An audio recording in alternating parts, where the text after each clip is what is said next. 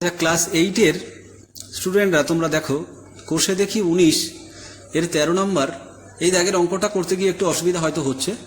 তো এটা দেখো, দেখলে অনেকটাই বুঝতে পারবে এবং করে নিতে পারবে। আমি অঙ্কটা একটু শর্টে লিখেছি, যতটা লেখা ছিল আমি শর্টে নিয়েই করছি। দেখো বলছে সালেম চাচা তার মোট সঞ্চয়, তার চাকরি অবসরের পরে মোট সঞ্চয় যেটা ছিল তার হাফ অংশ দিয়ে একটা বাড়ি কিনেছে এবং বিপদে পড়ে কি বাড়িটা বিক্রি করে দিয়েছে। তো বিক্রি করে কি করেছে না, যে কেনা দামের কত 5% বেশিতে বিক্রি করেছে। এবার বলছে তিনি যদি আরো 3,450 টাকা বেশিতে বিক্রি করতেন তাহলে কি হতো না, সেই লাভটা কিন্তু কত না, কেনা দামের উপরে 8% লাভ হতো। তাহলে চাইছে কি মোট সঞ্চয় কত ছিল এবং ওই বাড়ির কেনা দামটা কত ছিল। তাহলে এখানে আমরা ধরে নেব কি না, ধরি মোট সঞ্চয় ছিল সমান কত ধরবো, এক্স। আচ্ছা, এবারে দেখো তো বাড়ি কিনেছে কত, তার হাফ অংশে, অর্থাৎ বাড়ি ক্রয় করার মূল্য কত হবে, তাহলে এর অর্ধেক অর্থাৎ এক্স এর হাফ সমান কত, সমান হচ্ছে কত x/2 টাকা। এত টাকায় সে বাড়িটা কিনেছে। এবারে বলছে কি যে যখন বাড়িটা বিক্রি করছে তখন কত 5%, কেনা দামের উপরে কিন্তু 5% বেশি পাচ্ছে। তাহলে আমরা লিখব বাড়ি বিক্রিতে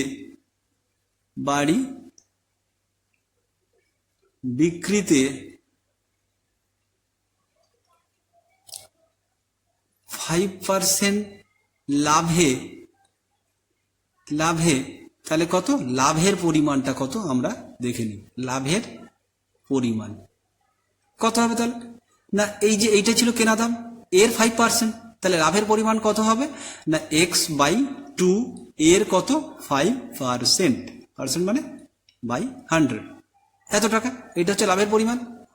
আচ্ছা, এবারে বলছে যদি এত টাকা 3,450 টাকা বেশিতে বিক্রি করতো তাহলে কিন্তু টোটাল লাভ কত হতো, কেনা দামের 8% লাভ হতো। তাহলে আমরা দেখে নিই যে 8%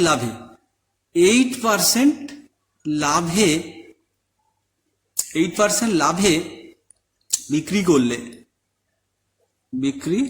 করলে লাভ হতো কত না, ওই কেনা দামের উপরেই কত পার্সেন্ট, 8% লাভ হতো।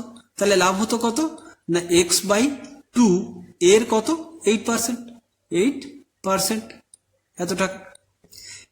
তাহলে কখন লাভ হতো না, এই দামে যখন বিক্রি করেছে, যখন হচ্ছে 5% লাভে বিক্রি করেছে তখন লাভ এইটা হচ্ছে। এবার বলছে এর থেকেও যদি কত টাকা না, এই 3,450 টাকা বেশিতে বিক্রি করতো তখন কিন্তু লাভটা এইটা হতো। তাহলে আমরা কি করতে পারবো, তাহলে নাহলে এই লাভটা এর সঙ্গে আরো 3,450 এটা যোগ করলে তবেই এই টাকাটা হবে। তাহলে আমরা লিখবো শর্তানুসারে কি লিখবো না, x/2 ইন্টু 5/100 প্লাস কত 3,450, এইটা সমান কত এই লাভটা। তাহলে কত x/2 ইন্টু 8/100। এবারে তোমরা এখান থেকে সরলীকরণটা করে নিতে পারবে। এখানে দেখো একটু কাটাকাটি করে একটু ছোট করে দিই, 5, 20, 100, তাহলে কত হচ্ছে x/40 আর প্লাস কত 3450 ইকুয়ালস, এখানে কাটো 4, 2, 8, 4, 25 আর এখানে 2, 2 কেটে গেল, তাহলে x/25। এবারে আমরা এটা এদিকে আনি, তাহলে x/40 মাইনাস x/25 ইকুয়ালস কত না, এটা এদিকে আসছে সমান চিহ্ন, এদিকে প্লাস ছিল এটা মাইনাস হয়ে গেল 3450। তাহলে এখানে আমরা লসাগু করে পাচ্ছি 25 আর 40 এর লসাগু কত, একটু করে নাও 40, 25, তাহলে 5, 8 এ 40, 5, 5 এ 25, তার মানে 5, 5 এ 25, 8 এ 200, লসাগু 200।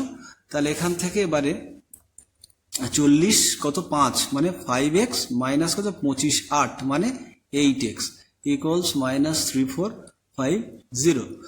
তাহলে আমরা এখান থেকে পাচ্ছি কত মাইনাস 3x ইকুয়াল টু এই 200টা কি হবে, এখানে বজ্রগুণন কোনাকুনি এটা গুণ হয়ে যাচ্ছে এর সঙ্গে, তার মানে -3450 ইন্টু 200। এবারে তাহলে আমরা মাইনাস বোথ সাইড থেকে কেটে দিলাম, তাহলে x ইকুয়াল পাচ্ছি আমরা 3450 ইন্টু 200 ডিভাইডেড বাই কত 3।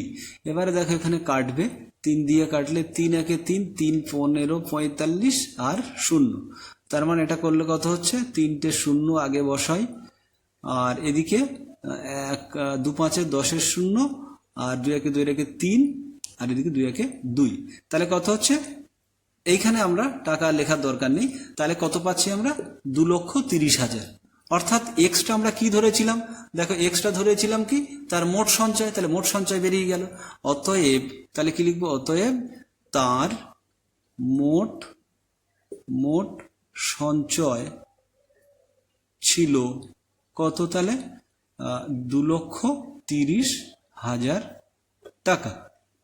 আর বাড়ির দাম কত ছিল, বাড়ির দাম তো আমি কি পেয়েছি না, এই যে x/2 বাড়ির কেনা দাম ছিল, অর্থাৎ বাড়ির ক্রয় মূল্য ছিল কত হবে, তাহলে এই যে 2,30,000 বাই কত 2, x/2, তার মানে এটা তাহলে কত হচ্ছে, এটা 115, আচ্ছা 0, এখানে 1,11 দিয়ে 22 আর 2 5 10, তাহলে এখানে 3টে 0, তার মানে কত হচ্ছে সমান এত টাকা, এটা বাড়ির কেনা দাম। ঠিক আছে, তো এই অঙ্কটা তোমরা একটু ভালো করে দেখে নিও, আর যদি কোনো অঙ্কে প্রবলেম থাকে তাহলে তোমরা কমেন্ট করে জানাবে, তাহলে আমি সেই অঙ্কগুলো করে দেবো।